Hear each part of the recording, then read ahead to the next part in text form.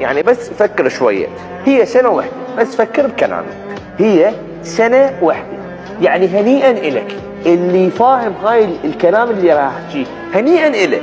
يعني تخيل سنة واحدة ويتحدد مصيرك، سنة واحدة وتفرح، سنة واحدة وتكيف، سنة واحدة يتحقق حلمك وتصير بنص حلمك، سنة واحدة بس بس بس بس.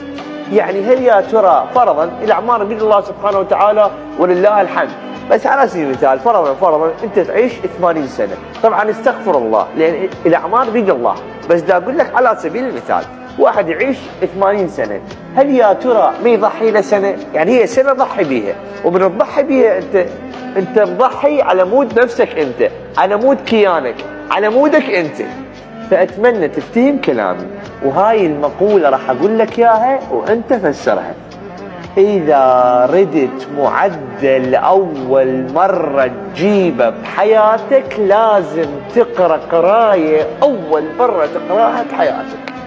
فأتمنى منك هسه تغير من نفسك، تعاهد روحك هسه وتعاهد نفسك أمام الله سبحانه وتعالى بأنه أنت هاي السنة راح تبذل أقوى شيء عندك، وراح تبذل أفضل شيء عندك، وراح تبذل أكثر جهد من الممكن.